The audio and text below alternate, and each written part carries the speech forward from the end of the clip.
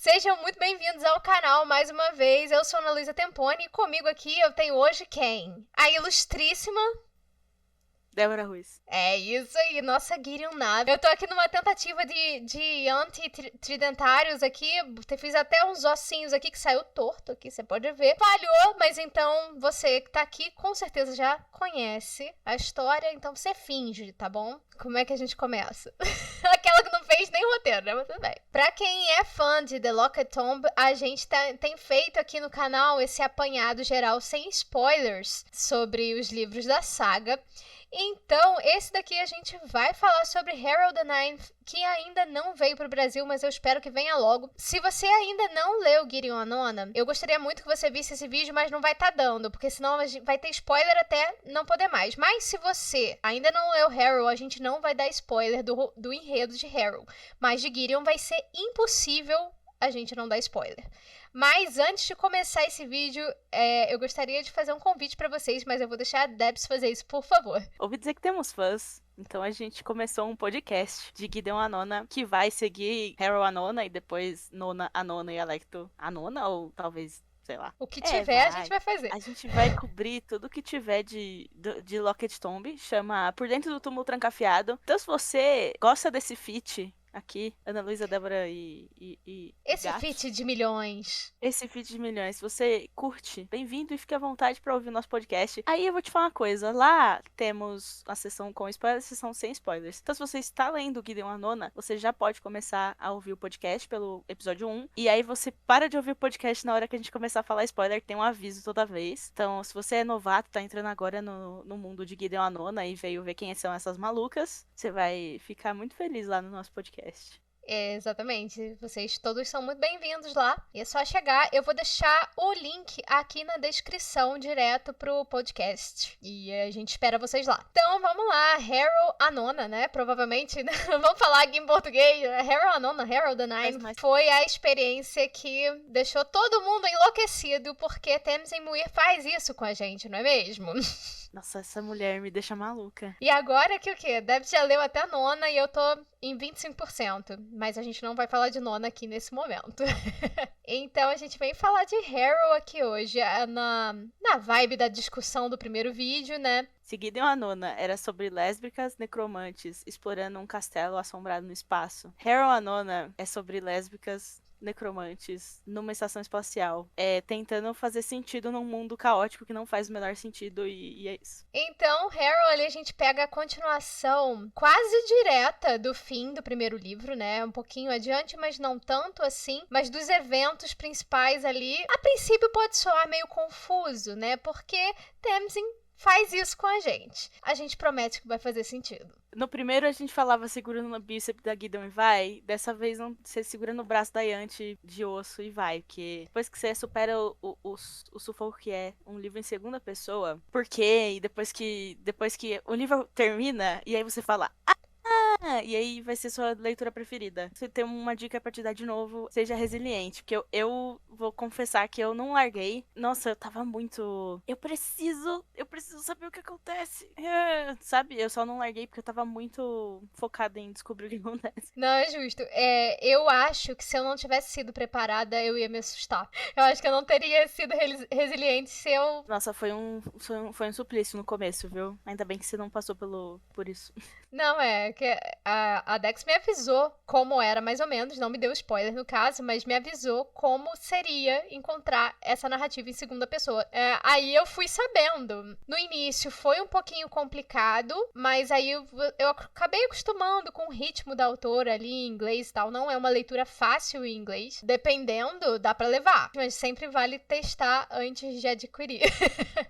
Pega aquela A amostra grátis do Kindle e dá pra ler ele pelo PC, então você não precisa nem ter um Kindle se você é do tipo de pessoa que não tem um Kindle porque prefere físico. Você lê pelo PC a amostra e aí depois você compra se você se sentir à vontade. Exatamente. Basicamente, Harold não tá muito boa das ideias. Parece que tem algumas lacunas faltando de memória, parece que a cabeça dela tá funcionando de uma outra forma que você não encontrava no primeiro livro, e isso talvez seja o que deixa as pessoas confusas de propósito, e é assim que você vai encontrar a personagem que vai narrar o livro pra vocês. De novo, no primeiro livro a gente já tinha uma narradora não confiável, que a Greedle, tudo que ela narra cheio da visão dela, né? Uhum. É tudo muito contaminado. Então já não é muito confiável porque você não tem uma visão da situação pura pra você tomar suas próprias decisões. Ela já te entrega com as impressões dela. Sim. Em Harrow, a gente tem isso de novo, né? Uma situação narrada por outro narrador não confiável, só que dessa vez ela tá meio lelé. Então é mais difícil ainda você ter uma experiência sem estar carregada de opinião, assim. Você tem que analisar muito se você quiser entender a situação de um jeito mais puro e sem levar em consideração a opinião da Harrow, né? Total. E eu acho ele um livro um pouco mais difícil compreensão do que o primeiro, em matéria de narrativa, justamente porque essa história do narrador não confiável tá mais evidente no segundo. Além de que ele tem uma questão de uma brincadeira temporal, vamos dizer. Sim, tem um ir e vir. Ele não é linear, né? Não é. Tem um ir e vir. Nossa, ele é muito... Aliás, eu acho que foi a parte mais difícil, além da parte da segunda pessoa, foi o fato de que ele não é linear. Então ele vai e volta. Isso. E várias vezes, vamos dizer que tem 2 núcleos, e os 2 vão e voltam. Então, um é um pouco mais linear e o outro vai e volta. Uhum. Então você começa o livro no fim do livro, e aí volta pro começo, e aí vai pro meio, e aí... Tem que prestar muita atenção. Por isso que eu falo, se o seu inglês não é muito bom, mas ele tem que ser bom mesmo, é melhor esperar traduzir. Exato, Eu não sei é nem... que todo mundo acabou de ler Gideon, tá todo mundo empolvorosa, mas aí vocês vão lá encher o saco da editora pra eles traduzirem logo. Exato, seria ótimo, inclusive, É bom que a gente apoio. faz um riot, a gente vai lá bater na porta e fala, alô, queridos? Assim, traz pra gente, né? Pelo amor de Deus, tem criança de colo... Voando! De colo voando.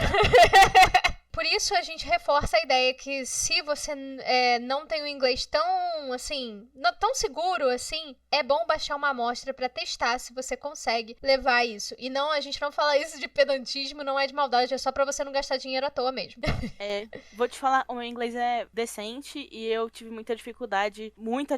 Teve coisa que eu só entendi na segunda lida, então, fora a parte que você só vai entender na segunda lida mesmo, teve coisa que eu não me liguei na hora que eu li, então Sim. Ele é uma leitura difícil. A gente não tá falando isso de maldade. Não é maldade. Também, eu tenho um inglês que é bem ok. Em alguns momentos eu tive que parar pra dar uma traduzida em algumas coisas pra poder pegar o contexto. Mas, fora isso, se você dá conta, eu digo que vá. Super, se você gostou de Gideon, acredita em mim. Harrow é muito diferente de Gideon. Logo que você pega, você leva um sustinho. Mas acredita. Acredita e vai. É uma coisa também que é uma leitura que, realmente, pelo fato de mudar a perspectiva do narrador ali, você perde um pouco daquele humor sarcástico do primeiro, mas não perde a essência. Tá lá, esse humor tá lá, só que ele tá de outro modo porque você tem outra pessoa ali que você tá acompanhando mais de perto. Sim, a Harrow e a Gideon têm humores muito diferentes. Uhum, então, perfeito. Enquanto a Gideon é mais sarcástica, mais garotão, assim, a Harrow tem um humor mais... seco. Mais dark, mais seco. Ácido. O humor dela é mais ácido.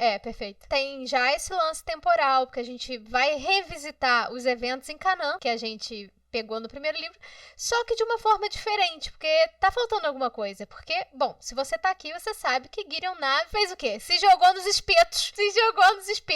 Lá no final do primeiro livro, pra poder salvar as pessoas ali, pra poder salvar Harrow, Camila, que estava ali.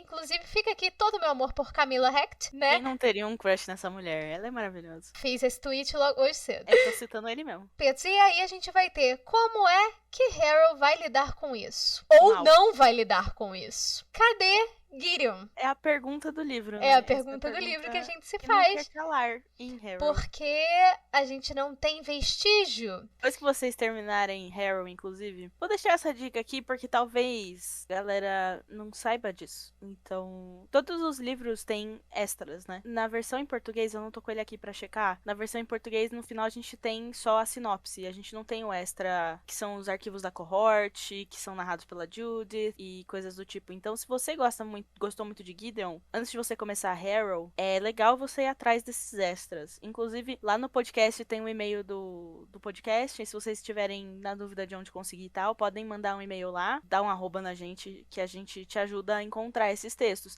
Eles vão estar em inglês. Eu acho uma leitura importante também. É um porque ele material liga extra importante, o fim sim. de Gideon com o comecinho de Harold. Se você não sabe disso, talvez você fique até um pouco perdido. Você já fica normalmente. E aí piora um pouco. E aí se piora você um não lê pouco. tudo. E aí, nessa narrativa, a gente vai teremos personagens antigos recorrentes, mas teremos novos personagens também, que são lictors, que servem ao imperador, e teremos também uma presença constante do próprio imperador. Jod vai estar lá quase o tempo todo. Então, nós teremos a Mercy e teremos o Augustine junto, e também Ortus, que é um outro lictor que aparece depois e é um pouquinho mais misterioso, né? Quem completou o processo lictoral lá no primeiro, que como vocês sabem, e Auntie tá lá, que é uma presença constante na vida da Harold, que está o quê? Vulnerável e perturbada das ideias, coitadinha. Ou seja, você imagina como é que vai ser essa dinâmica. Vou falar que a dinâmica delas é uma das coisas que, mano, me deixou muito feliz nesse livro, porque elas são maravilhosas. Esses dias eu tava rindo sozinha, lembrando do Choke Me Daddy. Então, eu vou te falar, a gente comentou que o humor de Harold é diferente, mas acho que a Yanti traz bastante do humor sarcástico da Gideon, que elas têm um humor um pouco parecido. Tem. Só que a Yanti é um pouco mais bruta, né? A Gideon era um pouquinho mais pura e tal. Pura, não, né? exato. A Yanti já é mais malvadinha. Ela então já escracha. Ela é sarcástica, ela estica bastante o humor. Então eu acho que parte do humor maravilhoso em Harold vem da Yanti.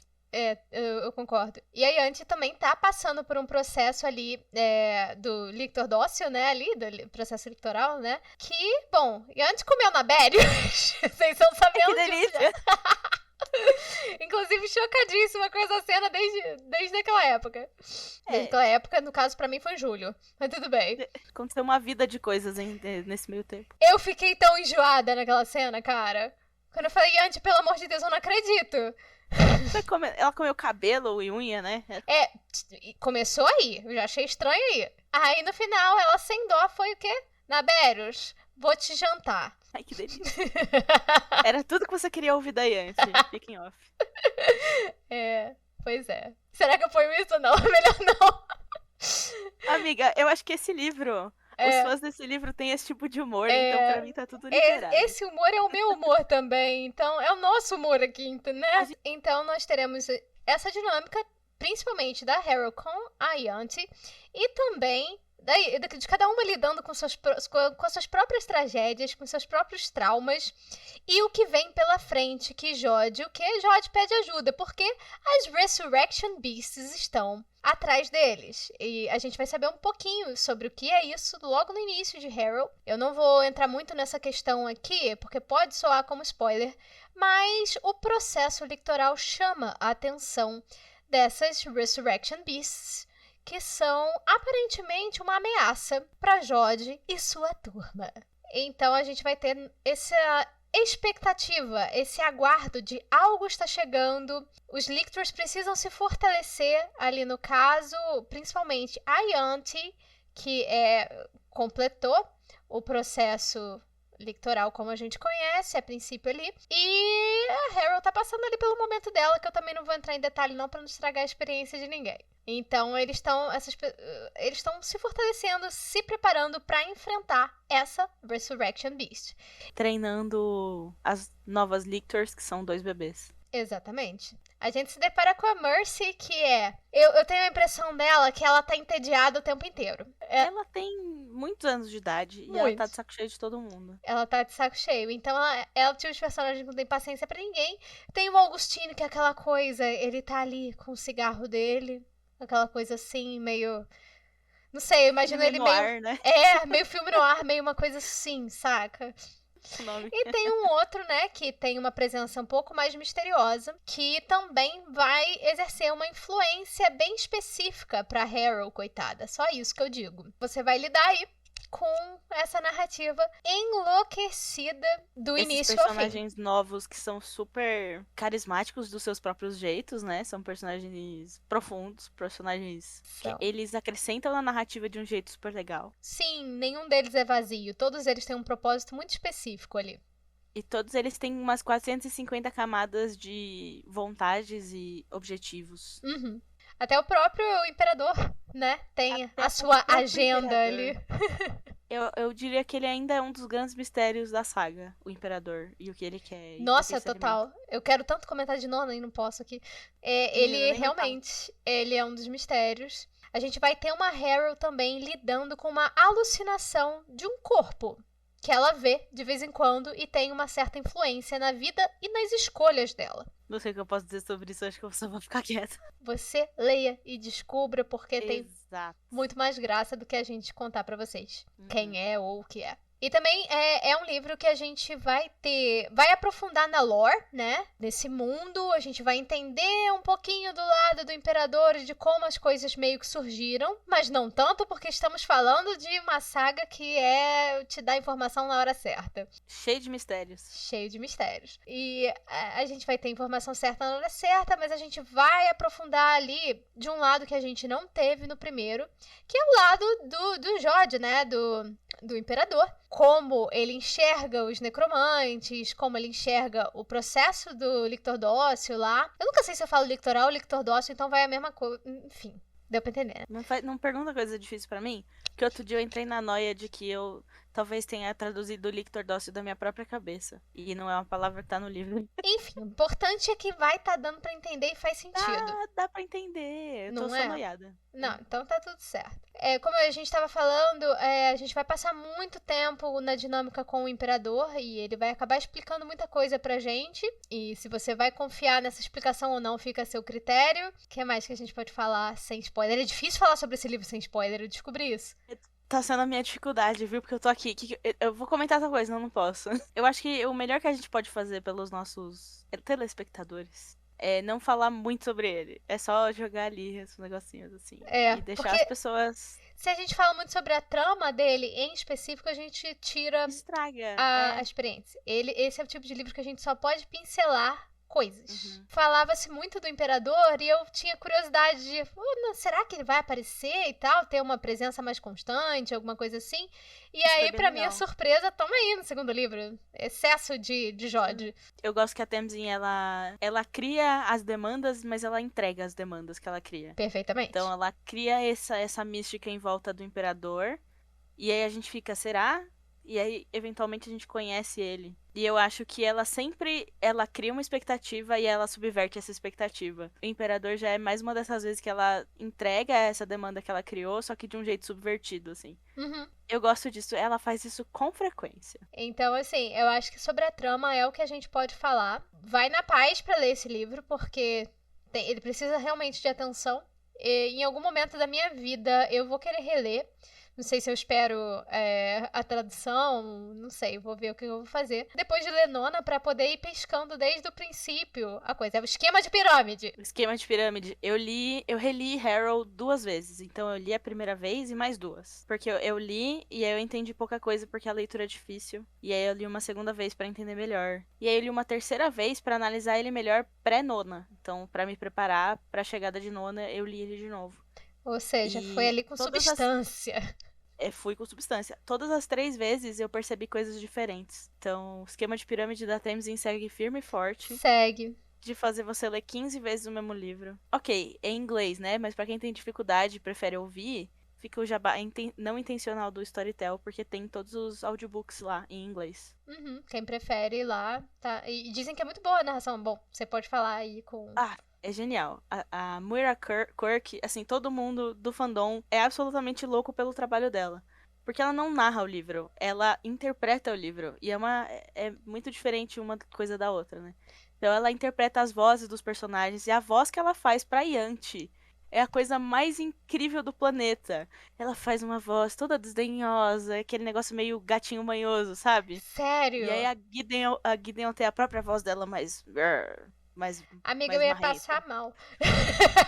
Amiga, eu recomendo que você... Eu sei que você não é muito fã de audiobook, É falta mas de pega um costume. trecho pelo menos pra ver como é que é, sabe? Porque todo podcast que você vai ouvir de Gideon Harrow, na gringa no caso, todo mundo fala muito do trabalho dela. Foi por isso que eu fui atrás, inclusive, porque eu fiquei curiosa. Eu vou ter que dizer que é fabuloso. E Harrow, eu achei, ajudou bastante ela entrega um pouco algumas coisas no começo, por causa disso, ela entrega algumas coisas. Mas eu acho que é do mesmo jeito que na leitura entrega, só que a gente não percebeu, entendeu? Aham. É, porque No você tá áudio fica mais claro. interpretando com a sua cabeça ali. Quando tem alguém interpretando pra você, aí Sim. já são outros 500. E ela faz a voz dos gêmeos, dos gêmeos não, perdão, dos adolescentes irritantes no primeiro. Não, Magnus! Ai, gente, eu fabuloso. ainda vou dar uma olhada nisso. Se você é uma pessoa que tem mais dificuldade de ler do que de ouvir, eu deixo essa indicação. Então, a nossa discussão aqui, ela vai ficar bem beirando a superfície mesmo, porque esse livro, ele é impossível de comentar com afinco sem entrar nas questões mesmo dele. Assim, eu prometo que... Bom, isso vai de gosto, mas pelo menos pra mim foi assim. Acompanhar a Harrow é tão maravilhoso quanto acompanhar a Gideon, sabe? Embora você fique um pouco aflito com as coisas que estão acontecendo ali, mas o que eu conheci lá no primeiro livro que tá completamente ausente aqui e ninguém parece se dar conta disso? Será que a autora, sei lá, pirou e tem um furo aqui? Calma. E depois você vai ouvir o nosso podcast. É. Um dia a gente chega em Harrow e vai ter comentário com spoiler, então... Exatamente. Você tá triste porque você já leu e você queria uma conversa mais profunda? Aqui a gente não vai estar fazendo essa discussão. A gente vai estar fazendo sempre aqui no canal esses apanhados sem spoiler, mas aprofundando vai ser sempre no podcast. Já segue lá! Já é a terceira vez que eu falo isso, mas é pra enfatizar. E aproveita também, se inscreve aqui no canal se você não é inscrito. E vou deixar também nossas redes sociais aqui na descrição. Acho que é isso. Você quer acrescentar mais alguma coisa sobre algo que você acha importante do livro? Nada que eu possa dizer sem spoilers. É isso que a gente pode falar sobre Harrow sem estragar a experiência de vocês. Acho que ficou um apanhado aí legal, na superfície, mas ficou legal. Mais uma vez, siga o podcast, nossas redes sociais estão lá embaixo, aqui. Acompanhe aqui o canal também, porque sempre vai ter conteúdo de Lock Tomb, a gente sempre vai acompanhar aí a saga. É isso, ativa o sininho da notificação para não perder nenhum vídeo aí. E também deixa um like aí também para o YouTube entender, assim, que nós somos pessoas belíssimas e... Não, tô brincando. Também, Se essa maquiagem não merece um like, @. Exatamente. Vocês não sabem o trabalho que isso dá. Sofreu, foi difícil, demorou, merece um like. Exatamente. Pro YouTube entregar esse conteúdo para mais pessoas que gostam também de Lock Tomb. Que aqui no Brasil, eu sei que tem muito fã, só que eu sinto que tá um pouquinho espalhado. Então, é bacana se a gente se juntar em locais específicos, né? A gente tá querendo juntar todo mundo e fazer nosso próprio culto do Túmulo Trancafiado. Exatamente. Então, se você gosta de Túmulo Trancafiado, cola em nós. A gente tem um projeto, não, a gente tem pretensão, né, de a gente conseguindo juntar a galera de fazer um servidor, talvez, no Discord, né, pra gente... Sim, tô só esperando as pessoas aparecerem. Exatamente. Então, caso vocês tenham interesse também de participar de algo assim, comenta aqui embaixo ou fala com a gente em rede social e tal, que a gente pretende fazer isso num momento futuro. Pra estarmos em contato e fazer barulho no fandom. Reverenda Filha. O que é? Reverenda Filha. Eu devia estar de Harrow, tá vendo? Tá vendo? Na próxima eu Mas estarei. a gente vai te seguir como uma boa Harrow que você é. Apesar do seu cosplay de antes. Eu tava de fogo no Cia. Eu gosto do seu cosplay de antes, mas você é a Harrow. Eu sei. Aquelas. Tô brincando. Eu sei. Ai, Griddle. Oh, Griddle. Se vocês não viram a chamada do podcast no Instagram de Ana, você vai lá agora. É a melhor Reverenda Filha desse Brasil. Ninguém vai me fazer mudar de ideia. Não, e eu digo mesmo pra nossa Gideon Nave aqui, perfeita, porque sim. Menos um óculos escuro hoje, que hoje não deu. Finge. Mas então é isso, gente. Eu sou Griddle com miopia. Então é isso, gente. Muito obrigada por assistir até aqui. Até o próximo vídeo e tchau. Tchau.